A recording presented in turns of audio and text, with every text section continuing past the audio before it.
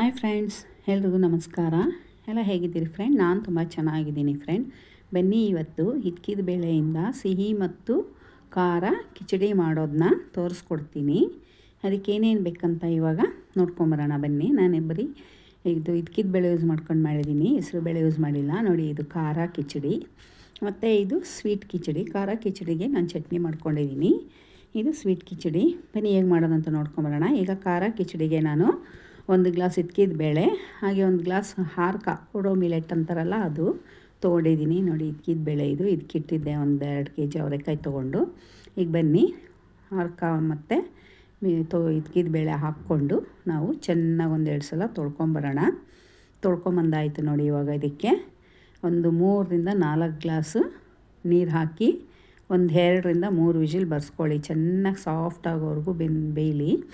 ಈಗ ಅದು ಬೆಂದ್ಕೊಳ್ತೆ. ನಾನು ನಾರ್ಮಲ್ಲು ಸೋನಾ ಮಸೂರಿ ರೈಸ್ ತೊಗೊಂಡಿದ್ದೀನಿ ಸ್ವೀಟ್ ಕಿಚಡಿಗೆ. ನಾನು ಮಾತ್ರ ತಿನ್ನೋದು, ಹಾಗಾಗಿ ಅದರಲ್ಲೇ ಮಾಡ್ಕೊಳ್ಳೋಣ ಅಂತ ತೊಗೊಂಡಿದ್ದೀನಿ. ನೀವು ಇದರಲ್ಲೇ ಮಾಡ್ಕೋಬೋದು, ತುಂಬ ರುಚಿಯಾಗಿರುತ್ತೆ. ಅದನ್ನು ಚೆನ್ನಾಗಿ ತೊಳೆದು ಎರಡನ್ನೂ ಹಿಚ್ಕಿದ ಬೇಳೆ ಮತ್ತು ಅಕ್ಕಿನ ಈಗ ಅದಕ್ಕೆ 3-4 ಗ್ಲಾಸ್ ಅದಕ್ಕೂ ಕೂಡ ಹಾಕಿ ಅದನ್ನು ಕೂಗಕ್ಕೆ ಇಟ್ಬಿಡೋಣ. ಅದನ್ನು 3 ವಿಷಿಲ್ ಬರ್ಸ್ಕೊಳ್ಳೋಣ. ಅದು ಸಾಫ್ಟಾಗಿ ಚೆನ್ನಾಗಿ ಬೇಯಲಿ. ಬನ್ನಿ, ಈಗ ಖಾರ ಕಿಚಡಿ ನೋಡಿ. ಖಾರ ಕಿಚಡಿಗೆ ಕೂಗು ಸಿಕ್ಕಿರೋದು ಚೆನ್ನಾಗಿ ಬೆಂದಿದೆ. ಸ್ವಲ್ಪ ಸ್ಪೂನಲ್ಲೇ ಚೆನ್ನಾಗಿ ಸ್ಮ್ಯಾಶ್ ಮಾಡಿಬಿಡಿ, ಬಿಸಿ ಇರುವಾಗಲೇ ಸ್ಮ್ಯಾಶ್ ಮಾಡಿ ಇದಕ್ಕೆ ಒಗ್ಗರಣೆ ಕೊಡೋಣ. ಬನ್ನಿ ನೋಡಿ, ಬಾಣಲಿ ಇಟ್ಟು ಸ್ವಲ್ಪ ಎಣ್ಣೆ ಹಾಕಿದ್ದೀನಿ, ತುಪ್ಪ ಬೇಕಾದ್ರೆ ಹಾಕ್ಕೊಳ್ಳಿ. ಈಗ ಸಾಸಿವೆ ಮತ್ತು ಜೀರಿಗೆ ಒಗ್ಗರಣೆಗೆ, ಹಾಗೆ 3-4 ಹಸಿಮೆಣ್ಸಿನ್ಕಾಯಿ. ಖಾರ ಬೇಕಂದ್ರೆ ಇನ್ನೂ ಜಾಸ್ತಿ ಹಾಕ್ಕೊಳ್ಳಿ, ಯಾಕೆಂದರೆ ನಾನು ಚಟ್ನಿ ಮಾಡ್ತೀನಿ, ಇಷ್ಟೇ ಸಾಕು ನನ್ನ ಖಾರಕ್ಕೆ. ಹಸಿ ಕರಿಬೇವಿನ ಸೊಪ್ಪು ಎಲ್ಲ ಹಾಕಿ ಚೆನ್ನಾಗಿ ಅದನ್ನು ಈ ಕೂಗ್ಸಿಟ್ಕೊಂಡಿರೋ ಕಿಚಡಿಗೆ ಹಾಕ್ಬಿಡಿ. ಹಾಕಿ ಚೆನ್ನಾಗಿ ಮಿಕ್ಸ್ ಮಾಡಿ ಸ್ವಲ್ಪ ನೀರು ಹಾಕಿ ಅದಕ್ಕೆ ಸ್ವಲ್ಪ ತೆಳು ಮಾಡ್ಕೊಳ್ಳಿ. ತುಂಬ ಗಟ್ಟಿ ಬೇಡ, ರುಚಿಗೆ ತಕ್ಕಷ್ಟು ಉಪ್ಪು ಹಾಕಿ ನೋಡಿ. ಇಷ್ಟು ತುಂಬ ಗಟ್ಟಿ ಏನು ಬೇಡ, ತುಂಬ ತೆಳುವು ಬೇಡ, ಮೀಡಿಯಮ್ ಆಗಿರಲಿ. ನೋಡಿ, ಇವಾಗ ರೆಡಿ ಆಯಿತು ಖಾರ ಕಿಚಡಿ. ಈಗ ನಾವು ಸಿಹಿ ಕಿಚಡಿಗೆ ಬೆಲ್ಲ ಕರಗಿಸೋಕ್ಕೆ ಅರ್ಧದಿಂದ ಮುಕ್ಕಾಲಷ್ಟು ಅಚ್ಚು ಪೀಸ್ ಮಾಡಿ ಇಟ್ಟಿದ್ದೀನಿ ನೋಡಿ. ಅದು ಕುಕ್ಕರ್ ಕೂಗಿಸಿದ್ದೀನಿ, ತುಂಬ ಚೆನ್ನಾಗಿ ಬೆಂದಿದೆ. ಅದನ್ನು ಚೆನ್ನಾಗಿ ಸಾಫ್ಟಾಗಿ ಸ್ಮ್ಯಾಶ್ ಮಾಡ್ಕೊಂಬಿಡಿ ಬಿಸಿ ಇರುವಾಗಲೇ. ಸ್ಮ್ಯಾಶ್ ಮಾಡಿದ ನಂತರ ಈ ಕಡೆ ಬೆಲ್ಲ ಇಟ್ಟಿದ್ನಲ್ಲ, ಅದು ಚೆನ್ನಾಗಿ ಕರ್ಕೊಂಡಿದೆ. ಅದೇನು ಪಾಕ ಬರೋದು ಬೇಡ, ಮಾಮೂಲಿ ಕರಗಿದ್ರೆ ಸಾಕು ಚೆನ್ನಾಗಿ. ಈಗ ಅದನ್ನು ಶೋಧಿಸ್ಕೊಂಬಿಡೋಣ. ಈ ಕೂಗಿಸ್ಕೊಂಡಿದ್ವಲ್ಲ ಬೇಳೆ ಮತ್ತು ಅಕ್ಕಿ, ಅದಕ್ಕೆ ಹಿಚ್ಕಿದ ಬೇಳೆ ಮತ್ತು ಅಕ್ಕಿ ಅದಕ್ಕೆ ಚೆನ್ನಾಗಿ ಶೋಧಿಸ್ಕೊಂಡು ಚೆನ್ನಾಗಿ ಮಿಕ್ಸ್ ಮಾಡಿ ಸ್ವಲ್ಪ ಹಸಿ ತೆಂಗಿನಕಾಯಿ ತುರಿ ಹಾಕಿ ಮಿಕ್ಸ್ ಮಾಡಿ ಚೆನ್ನಾಗಿ ಕುದಿಸೋಣ. ಕುದೀತಾ ಇದೆ ಈಗ. ಹಾಗೆ ಅರ್ಧ ಸ್ಪೂನು ಏಲಕ್ಕಿ ಪುಡಿ.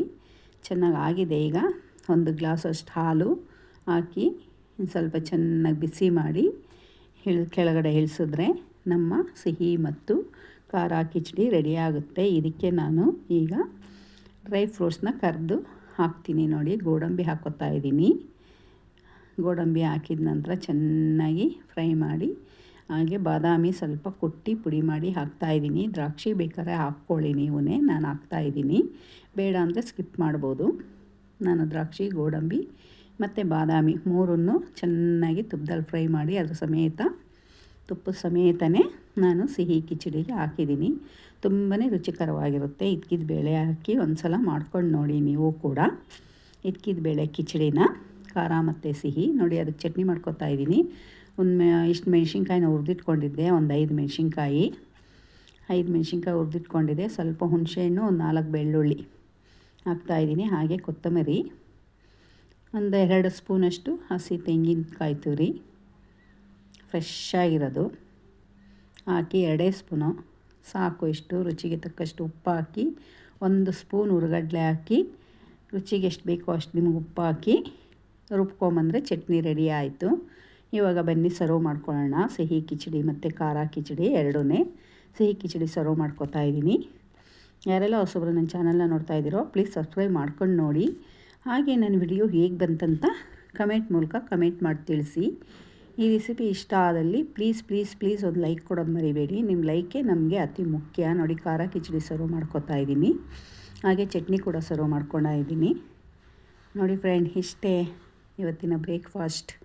ಹೇಗಿತ್ತಂತ ಕಮೆಂಟ್ ಮೂಲಕ ತಿಳಿಸೋದನ್ನ ಮಾತ್ರ ಮರಿಬೇಡಿ. ಪ್ಲೀಸ್ ಫ್ರೆಂಡ್, ಲೈಕ್ ಮಾಡಿ. ಹಾಗೆ ನನ್ನ ವಿಡಿಯೋನ ಇದಕ್ಕೂ ಕೂಡ ತುಪ್ಪ ಹಾಕ್ಕೋತಾ ಇದ್ದೀನಿ ನಾನು. ಸೂಪರಾಗಿತ್ತು. ನೀವು ಒಂದು ಸಲ ಮಾಡಿಕೊಂಡು ತಿಂದು ನೋಡಿ, ಆಮೇಲೆ ಕಮೆಂಟ್ ಮಾಡಿ. ಈಗ ಅವರೆಕಾಳು ಸೀಸನ್ ಅಲ್ವಾ, ಹಾಗಾಗಿ ಮಾಡ್ಕೊಳ್ಳಿ. ಅವರೆಕಾಯಿ ತಂದು ಸುಲಿದು ನೆನೆಸಿ ಹಿದ್ಕಿ ಮಾಡ್ಕೊಳ್ಳಿ. ಸ್ವಲ್ಪ ಕಷ್ಟ ಆಗುತ್ತೆ, ಆದರೂ ರುಚಿಕರವಾಗಿ ಮಾಡ್ಕೊಂಡು ತಿನ್ನಬೇಕಲ್ವ. ಓಕೆ, ಬಾಯ್ ಬಾಯ್. ಧನ್ಯವಾದಗಳು ಇಷ್ಟೊತ್ತಿಗೂ ನನ್ನ ವಿಡಿಯೋ ನೋಡಿದ್ದಕ್ಕೆ.